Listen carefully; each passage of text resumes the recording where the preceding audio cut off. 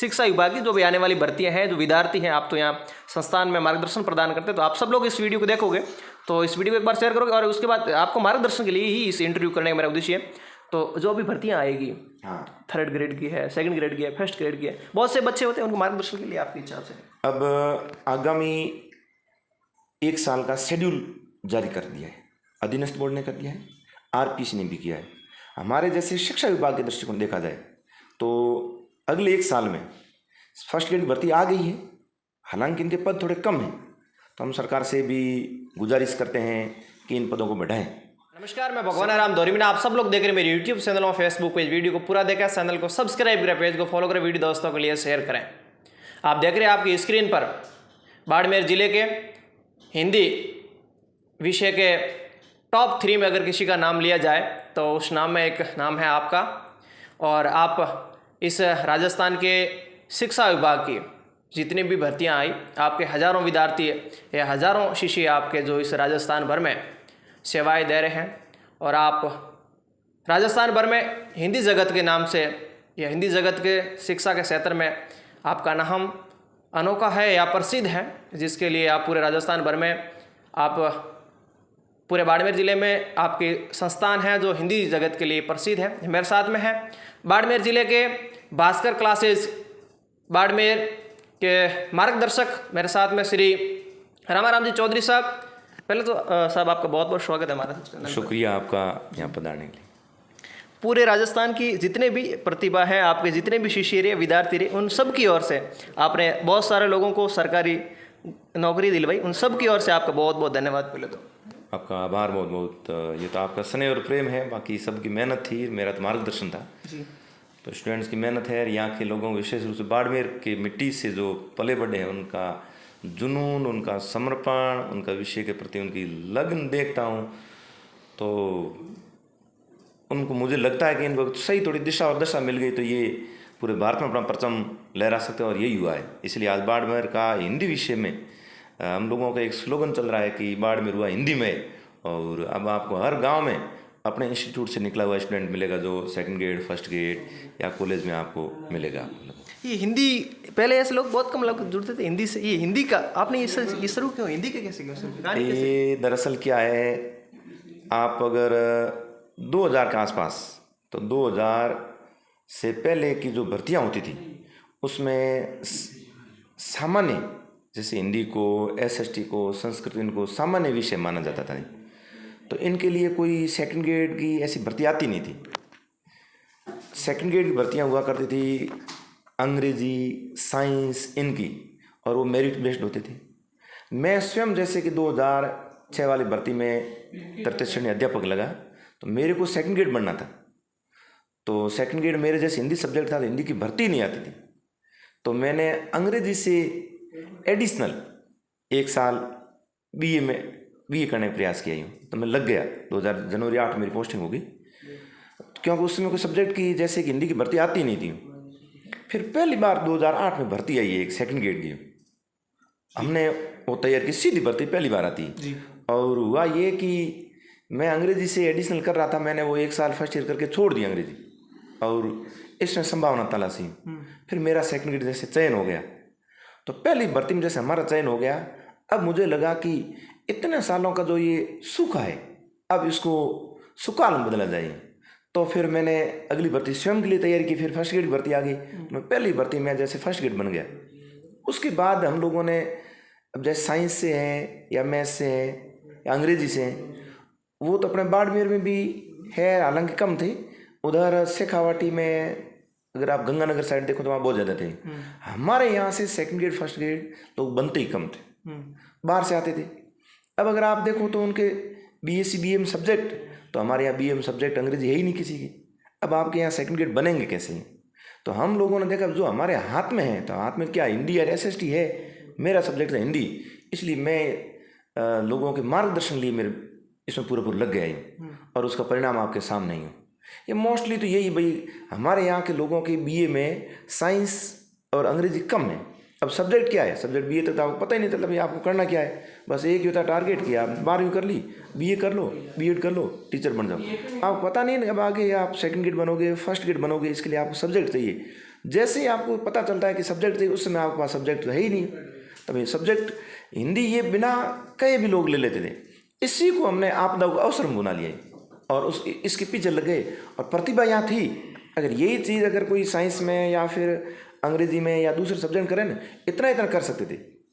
हमने उसी कैलिबर को पूरा यूँ उपयोग कर लिया है और बहुत सारे लोग यहाँ सेलेक्ट हो गए अपने। ठीक बात आपने कहा, लेकिन पहले ऐसा सिस्टम होता है सामाजिक है या फिर हिंदी है तो अपने आप ही प्रमोशन हो गया। तो थर्ड ग्रेड L1 वाला लगे होते तो अपने आप ही, जैसे राजीव गांधी वाले टीचर लगे, अपने आप ही प्रमोशन हो जाती थी। ऐसा फिर इन हिंदी की आवश्यकता क्यों पड़ती? नहीं, प्रमोशन तो होते थे हिंदी में भी प्रमोशन, लेकिन सामान्य शिक्षक माना जाता था। स्पेशल हिंदी का सेकंड ग्रेड नहीं, ये सामान्य थे। सामान्य SST का हिंदी के सामान्य थे।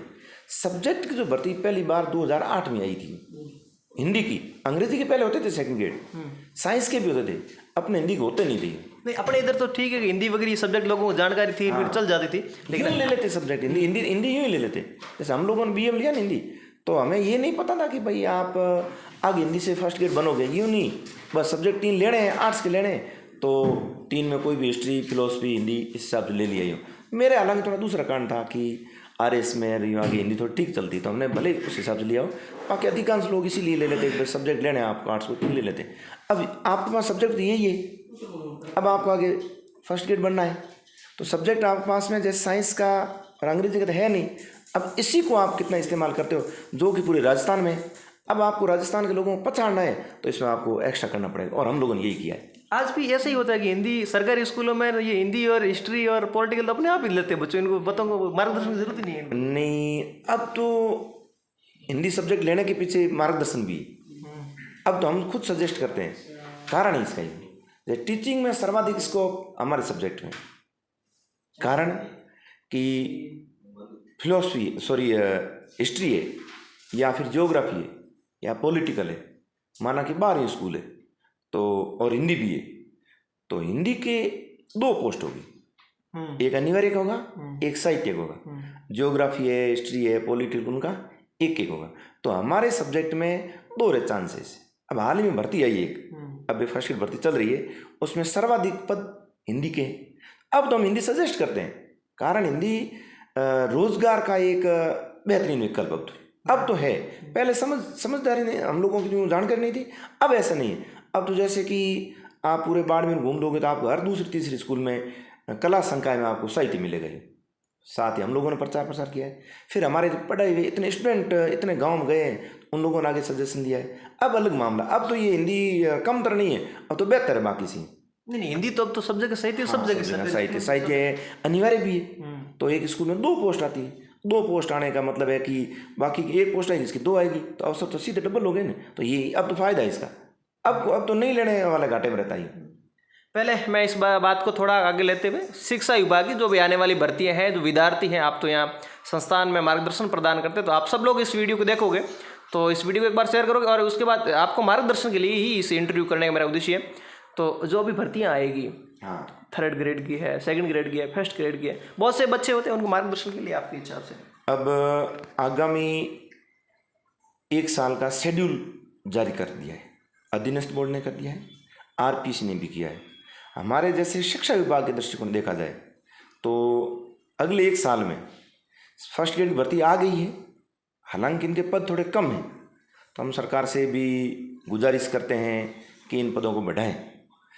सेकंड ग्रेड की भर्ती आने वाली है, रीट सरकार ने घोषणा कर दी, उसके बाद थर्ड ग्रेड की भर्ती आने वाली है।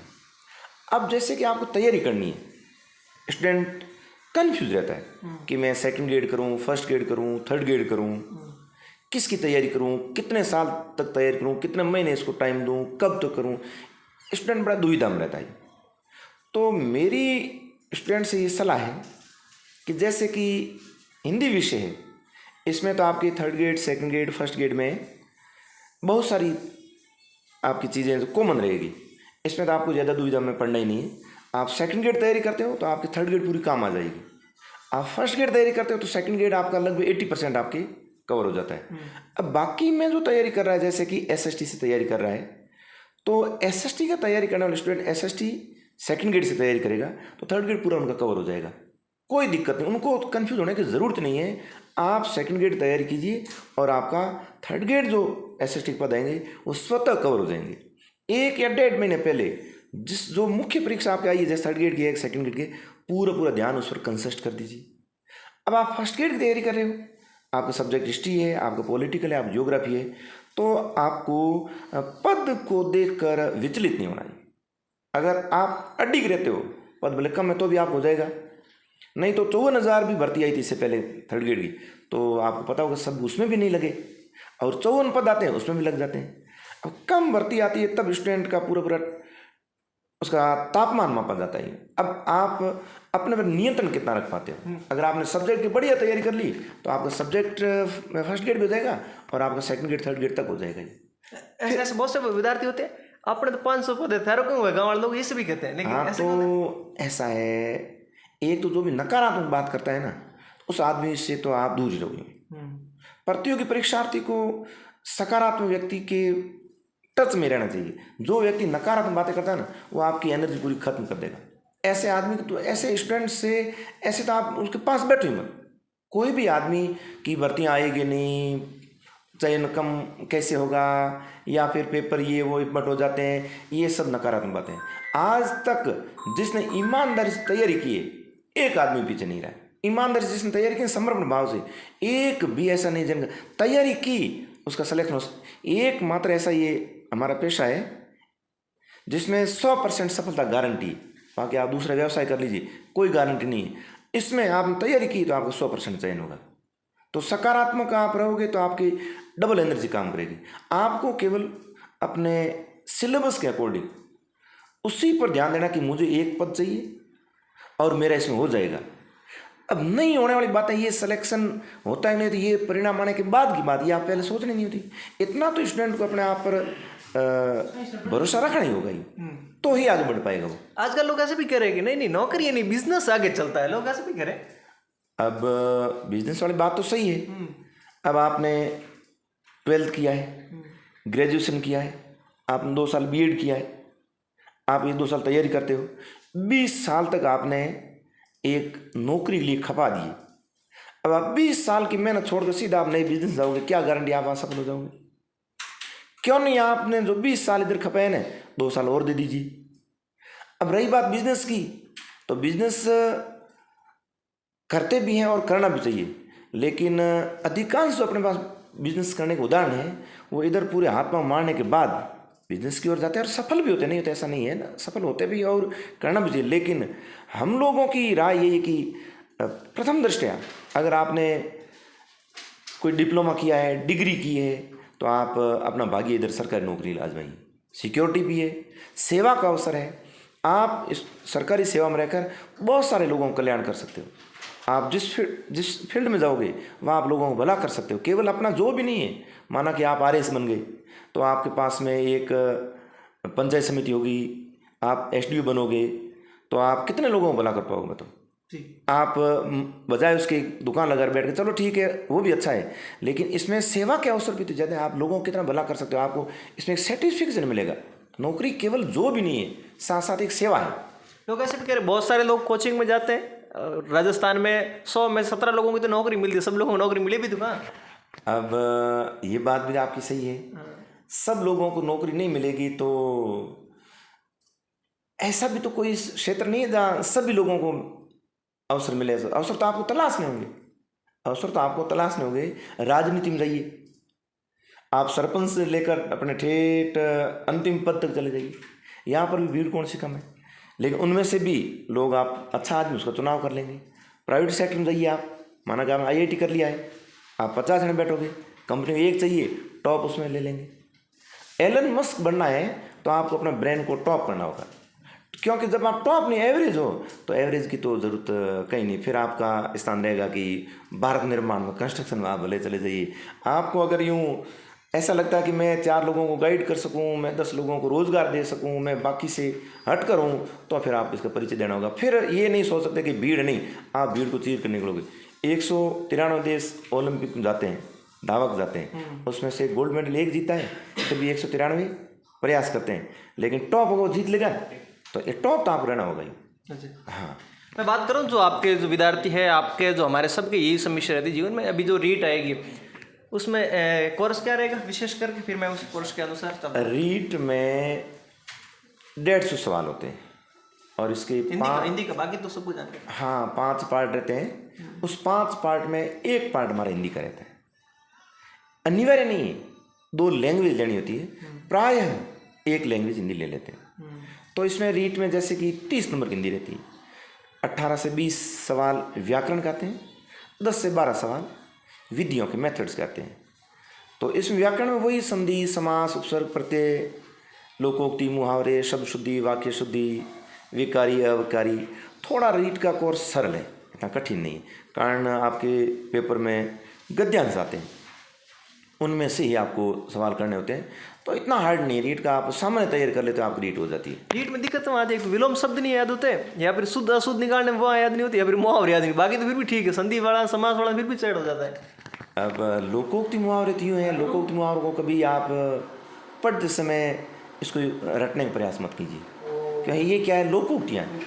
मतलब अंधी पीछे कुत्ता खाए, ये लोकोक्ति हो गई, अपने लोगों के द्वारा कही गई बातें ही लोकोक्तियाँ हैं। तो ये अपने सामान्य प्रचलन में चलती है।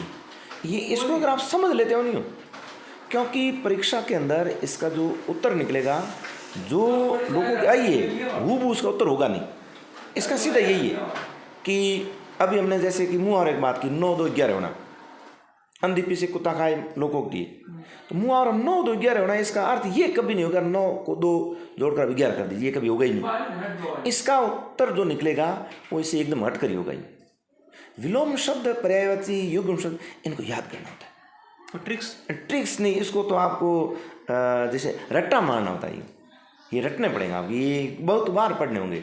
ये जब आपने बढ़िया से पढ़ लिए ना, तो आपका शब्दकोश बढ़ जाएगा, फिर आपकी अशुद्धियाँ नहीं होगी, फिर युग्म शब्द निकलते रहेंगे, ये शब्द आपके हर जगह काम आते रहेंगे। ये तो आपको पढ़ने पड़ेंगे। ढंग की कोई भी 2 व्याकरण लीजिए और उसमें आप याद कीजिए। अच्छी कौन सी रहती है? व्याकरण में एक तो माध्यमिक शिक्षा बोर्ड की आती है, हमारे 9 से 12 क्लास चलती है, वो तो आपको पढ़नी पड़नी। फिर हरदेव बारी की शब्दकोश के लिए अच्छी आती है। अब आप थोड़ी सरल पढ़ना चाहो तो फिर मार्केट में गाइड हैं, जैसे डॉक्टर राघव प्रकाश की है, KR मैया की है, इसको भी पढ़ते हैं। और प्रतियोगी परीक्षार्थियों दृष्टिकोण से ये भी अच्छी किताबें हैं। मैंने राघव प्रकाश जी की इंटरव्यू की आप देख लेना, चैनल में मिले, तो वो कह रहे थे मेरी सब्जेक्ट से एक भी सवाल बाहर जाना नहीं। 99% सबके कहते हैं, 100 तो 100 किसी के नहीं आते, मेरी सब्जेक्ट से बाहर जाना नहीं हिंदी जगत में। तो हाँ, एक समय तो डॉक्टर राघव प्रकाश जी की व्याकरण बहुत बढ़िया आती थी, उसमें थोड़ा मार्केट में कंपटीशन कम था।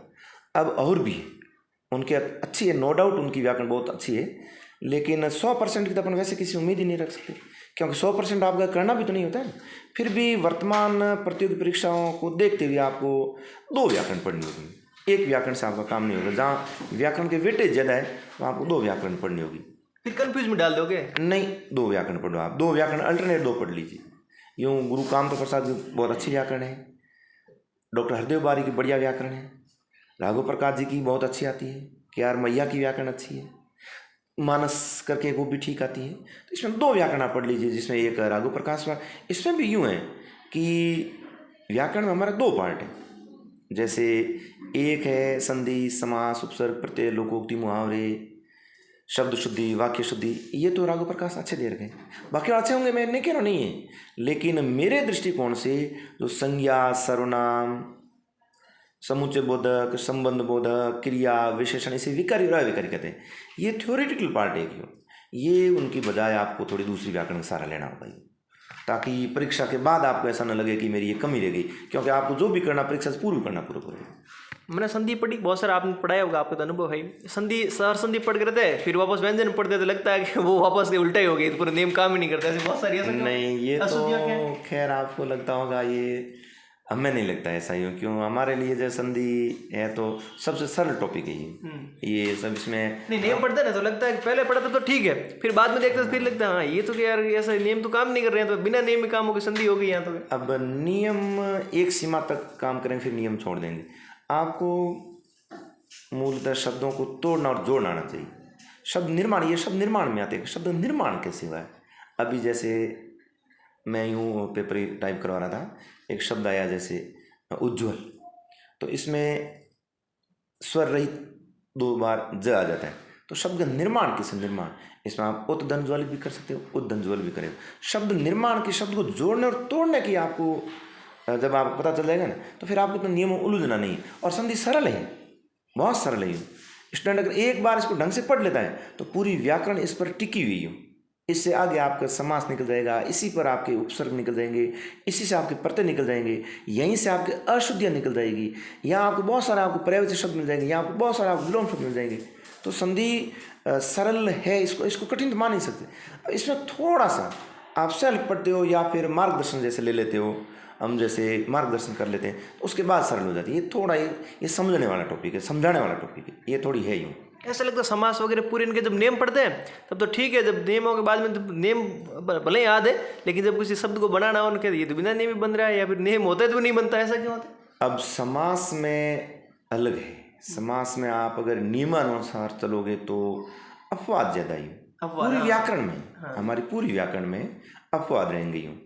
कारण इसमें यूँ, जैसे आप समास पढ़ते हो, बहुव्रीहि समास है तो आपका अव्ययी समास भी वहाँ चला जाएगा, आपका कर्मधारय समास वहाँ चला जाएगा।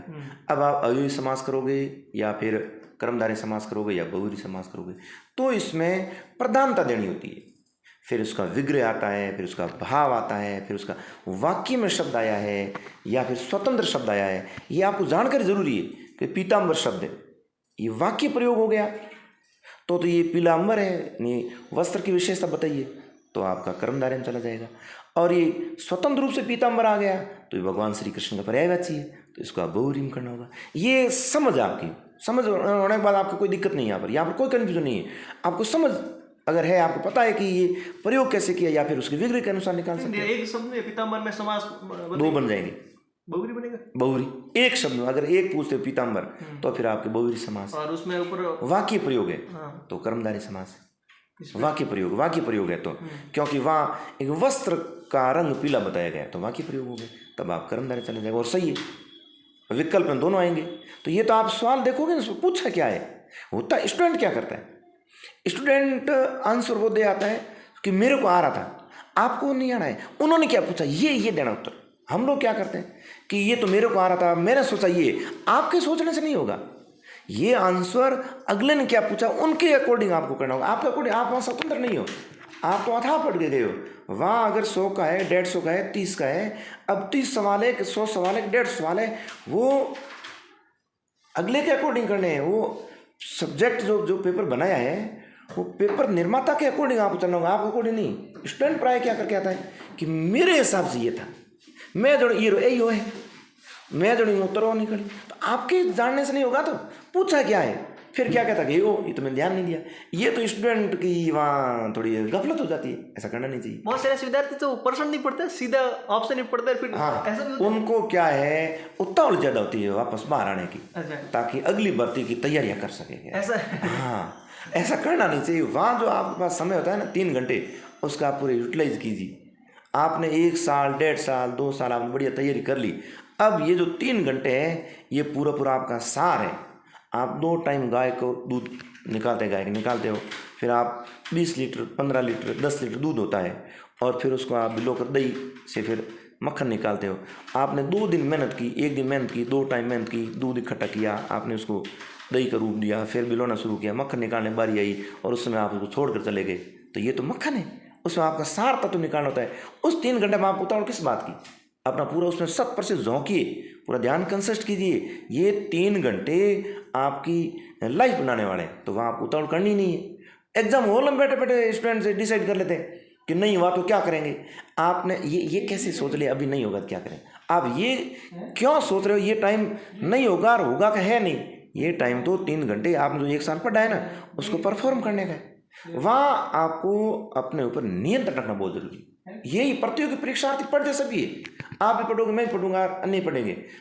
परीक्षा कक्ष में आप अपने ऊपर नियंत्रण रखकर वहाँ अपना ध्यान एकाग्र कितना करते हैं, और आपका सारे सवाल सही निकल जाएंगे। और थोड़ा ध्यान भटक गया तो कोई गांडी नहीं, तो उतावल तो वहाँ करनी। आपके बाड़मेर में, इस बात को बुरा मत मान, आपके बाड़मेर के गुरुजी ने वो ऐसे कहते हैं आपको सीधा ऑप्शन पे नजर जाती लगना चाहिए, ये ऑप्शन सही है, ऐसा ही ऐसा होना चाहिए। तो ये कौन सी ये तो ऐसा है कि हम लोग यहाँ पढ़ते ज़्यादा है, ये सही है। आपकी सीधी नजर ऑप्शन पे जानी चाहिए, वहां से सवाल आया और सीधा सही। इसका कारण है कि यहाँ इतना पढ़ लेते हैं। आप सिलेक्शन होने के बाद, अब जैसे भर्तियाँ चल रही है, आना और स्टूडेंट से बात करना, तो स्टूडेंट कोर्स को प्राय 2 बार 4 बार 5 बार तो हम लोग कहते हैं, लेकिन वो 50-50 बार पढ़ लेता है। अब उनको सवाल पूरे याद हो जाते हैं, पूरा सिलेबस वो कवर कर लेता है, तब उनको सवाल पढ़ दे उसका सीधा आंसर पर नजर जाता है। ठीक है ये, लेकिन प्रतियोगी परीक्षा की समझ ये कहती है कि आपको चारों उत्तर पढ़ने होते हैं। पहला उत्तर अगर निकल गया तो भी आप चौथे विकल्प तक जाइए, क्योंकि हो सकता है 10 सवाल में से 6 सवाल है आपको फास्ट निकल गए, लेकिन 10 में से एक सवाल भी ऐसा रह गया जो आपको पहले विकल्प से तीसरे विकल्प, तीसरे चौथे विकल्प में उससे बेहतर आंसर मिल गया। वो सवाल आपके लिए निर्णायक होगा। इसलिए कभी ऐसा नहीं करना चाहिए कि मेरे को आ रहा है और मैंने धड़ल्ले से कर लिया। नहीं, आप पूछा है राजस्थान के मुख्यमंत्री, एक विकल्प आपके दिया होगा वर्तमान मुख्यमंत्री का, आपने कर लिया, जबकि हो सकता है उन्होंने ये पूछा होगा कि राजस्थान के मुख्यमंत्री का सर्वाधिक कार्यकाल किसका रहा है या फिर सर्वाधिक बार कौन रहे हैं, तो आपने सवाल ढंग से पढ़ा नहीं, मुख्यमंत्री गए सीधा उत्तर पर गए, आपने कर लिया। नहीं, आपको बेहतर विकल्प का चुनाव करना, इसलिए आपको चारों विकल्प पढ़ने ही होते हैं। और जो सिलेक्शन जिनका होता है वो इस रणनीति से काम करते हैं। रीट में एक पेपर कैसे करना है? रीट में 150 सवाल आएंगे, नेगेटिव मार्किंग है नहीं, नकारात्मक इसमें अंक कटते हैं नहीं, तो 30-30 का एक पार्ट होता है। अब हिंदी में कैसे करना? बाकी तो ठीक है। अब हिंदी में गद्यांश पढ़ना होता है, तो गद्यांश पढ़ने से पहले जो उनके सवाल दे रखे होते हैं उसको आप पढ़ लीजिए। गद्यांश नहीं पढ़ना, पहले सवाल पढ़ लीजिए। आप सवाल पहले पढ़ लेंगे, उसके बाद गद्यांश पढ़ो। अब आपने सवाल पहले पढ़ रखे हैं, आपको सवाल याद हो गए, अब आप गद्यांश पढ़िए, उनमें आपको सवाल जो आपने पढ़े हैं ना उसके आंसर उसमें आप मिल जाएंगे। अब दूसरी बार आप सवाल पढ़िए और गद्यांश आपने पढ़ रखा है, आपके सारे सवाल सही होंगे। प्राय होता ये है कि स्टूडेंट गद्यांश पहले पढ़ लेता है, अब सवाल पढ़ना शुरू करता है, गद्यांश भूल जाता है, क्यों? गद्यांश बड़ा होता है, सवाल छोटे होते हैं, सवाल याद है लेकिन इसका आंसर कहाँ उसको पता नहीं। अब वो क्या, दोबारा गद्यांश पढ़ेगा, उसका टाइम खराब हो जाएगा। बजाय इसके आप सवाल पहले पढ़िए, सवाल पढ़कर आप गद्यांश को पढ़िए। अब आप जो सवाल पढ़ रहे हैं, सवाल आपको याद है, गद्यांश से आपके सवाल निकल जाएंगे। ये तरीका रहता है, इसमें गद्यांश ज्यादा रहता है। ये शिक्षार्थी ध्यान रही बात विशेष है जो आपके काम की चीज़ है। और जैसे पहले कौन सा पार्ट करना है, जैसे उनका पर्यावरण वाला करना है, साइकोलॉजी वाला करना है, या फिर हिंदी वाला करना है? इसमें अलग अलग है, लेवल फर्स्ट और सेकंड के। जो एसएसटी से बैठता है सेकंड लेवल स्टूडेंट, उसको जीके का पार्ट पहले करना चाहिए, उसके 60 सवाल आ जाएंगे। हिंदी वाले विद्यार्थी को भी 60 सवाल जीके वाले पहले करना चाहिए, कारण वो 60 सवाल आप कर लोगे विद इन 40 मिनट में, आप 40 मिनट उसको आप निकाल लोगे। अब आपके पास में टाइम ज़्यादा है, तो अगर आपने 40 में 60 कर लिए जैसे, तो आपका टाइम बचत होगी। अब आप पर प्रेशर नहीं आएगा। हिंदी में हमारा थोड़ा गद्यांश आता है, संस्कृत में भी ऐसा है, एक लैंग्वेज जैसे, और इंग्लिश लोगे, संस्कृत लोगे, उसमें भी है। तो ये आपको 60 सवाल करने के बाद हिंदी या फिर आप संस्कृत कर सकते हो, या फिर आप साइको भी ले सकते हो, साइको कॉमन है। तो पहले जीके वाले पार्ट को आप पहले करना होता है। जिनके साइंस में से उनको साइकोलॉजी 30 सवाल पहले करने होते हैं, फिर विज्ञान के, फिर लैंग्वेज के, मैथमेटिक्स सवाल आपको लास्ट करने होते हैं। नहीं तो मैथमेटिक्स 30 सवाल आपके हो सकता है 60 मिनट खा गए। अब आप पर प्रेशर बढ़ जाएगा कि सवाल हुए 30 और घंटा एक चला गया। अब हमारे पास 120 सवाल है और टाइम अपने पास 2 घंटे हैं। तो जो सवाल मिलाने वाले, हल करने वाले होते हैं ना, उनको आप बाद में छोड़िए। फिर नेगेटिव मार्किंग नहीं रीट में, तो लास्ट में आप माना कि टाइम हो गया तो आप फास्ट भी कर सकते हो, क्योंकि वहाँ नेगेटिव मार्किंग है नहीं। तो इसमें यही रहता है, जिनको लेवल 2 है वो एसएसटी का पार्ट पहले कीजिए, उसके बाद हिंदी मनोविज्ञान का क्रम पकड़ ले, और जिनके साइंस में से मनोविज्ञान, हिंदी, एक और लैंग्वेज, साइंस और मैथ्स कीजिए। ये रहता है क्रम, प्राय ये ठीक रहता है। हिंदी डालने का उद्देश्य क्या, सरकार हिंदी डाल क्यों रही है इसका? अरे ये तो भाई, हिंदी हमारी मातृभाषा है, हिंदी हमारी राष्ट्रभाषा है, हिंदी हमारी संपर्क भाषा है, हिंदी हमारी, यानी हिंदी हमारा प्राण है। ठीक है, अब अगर हिंदी नहीं है तो अपनी सभ्यता नहीं, अपनी संस्कृति नहीं, क्योंकि हिंदी हिंदुस्तानी तो है सब कुछ। तो हिंदी के बिना तो आप कल्पना ही नहीं कर सकते। मैं तो कर इससे और ज़्यादा हो, जहाँ जुडिशरी में, न्यायपालिका में अंग्रेजी के साथ साथ हिंदी हो, विज्ञान में, साइंस में भी हिंदी को और ज़्यादा बढ़ावा दिया जाए। क्योंकि हम लोग बचपन से जैसे अपने घर से यहाँ तक आए हैं तो क्या हिंदी सीख रहे हैं? आप अपने परिवार में बैठकर आप इसरो की बातें नहीं सीख सकते? आप अपने परिवार में बैठे हो, आप नासा के बारे में नहीं सीख सकते? लेकिन हिंदी तो आप वहाँ सीख लेते हो ना। अब आपके पास में इतनी एक मजबूत संपत्ति है, विरासत है हिंदी भाषा की, और आगे अब आप जो भी करोगे ना तो ये आपकी मदद करेगी। एकदम वो लैंग्वेज दूसरी मिल गई तो आपके इतने सालों का जो आपकी विरासत है आपके कहीं काम नहीं आएगी। तो हिंदी तो जरूरी है, हमारी राजभाषा है, राष्ट्रभाषा है, संपर्क भाषा है। पूरा जो भारत है ये इस हिंदी से बंधा हुआ है। तो ये तो इसकी तो जितनी प्रशंसा की जाए उतनी कम है। ये तो रहनी ही चाहिए और ज़्यादा बढ़ावा दें इसको। रीट में ऐसे भी टीचर लगेंगे, ऐसे भी टीचर लगेंगे जैसे BSTC या बीड किए हुए, जैसे क से कबूतर होते वो बोलते हैं त से कबूतर, ऐसे भी बहुत सारे। तो उनको तो ऐसा तो मैं नहीं कह सकता हूँ ऐसे होंगे, अब तो नहीं ऐसा ही हो। नहीं, बहुत से ऐसे हैं अभी जो BSTC या रीड करेंगे, या पिछली बार जब रीड की है लोगों ने, अभी सरकारी स्कूलों में मास्टर लिखे हुए कबूतर कबूतर ऐसे भी। तो ये शुद्ध उच्चारण थोड़ी उनकी समस्या है, ये नहीं, इनको अपना उच्चारण शुद्ध करना। हिंदी में हमारे उच्चारण ही है, अगर शुद्ध उच्चारण है आपका, क्योंकि हिंदी भाषा जैसे बोली जाती है वैसे ही लिखी जाती है, तो उच्चारण आपका शुद्ध होना बहुत ज़रूरी है। ये हमारे जो मुख अवयव है, मुख विवर है, इनके अंदर इस मुख में ही हिंदी के वर्णों की उत्पत्ति दे रखी पूरी पूरी। आप इसको उत्पत्ति जैसे क वर्ग की, च वर्ग की, प वर्ग की, ट वर्ग की, तो इसको शुद्ध उच्चारण आपको इसको रियाज करना होता है।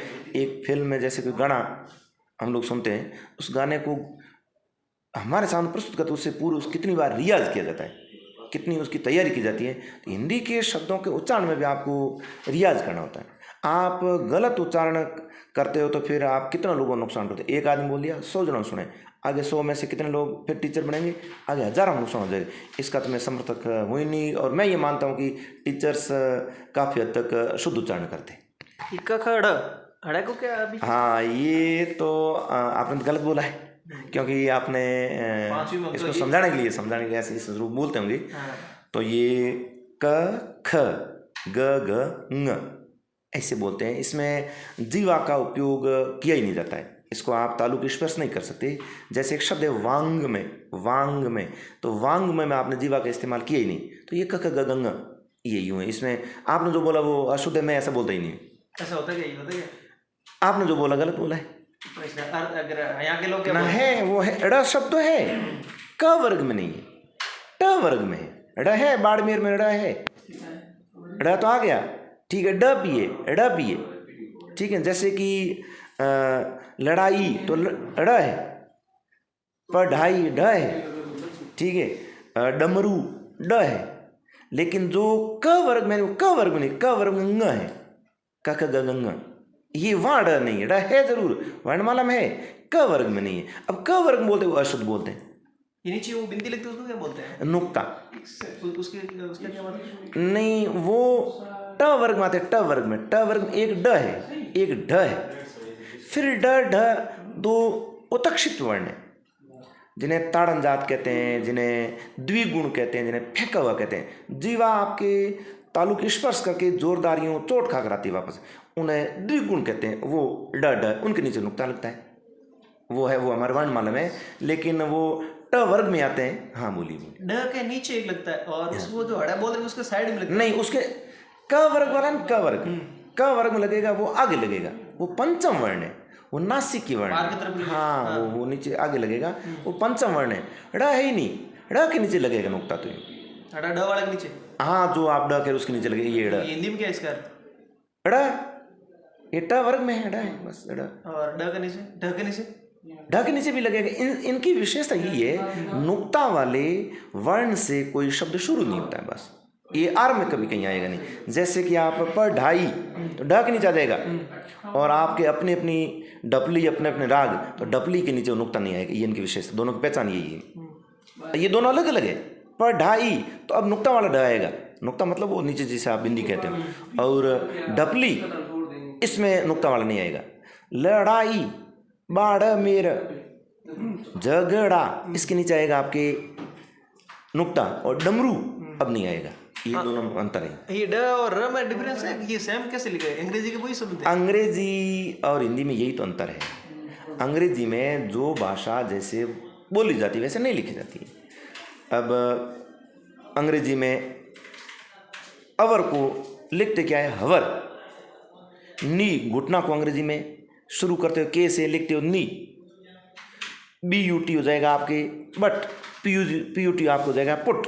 अब एक ही वर्ण है, लिख कर आप PUT पुट करते हो तो BUT बुट नहीं करते हो। हिंदी में ऐसा है ही नहीं।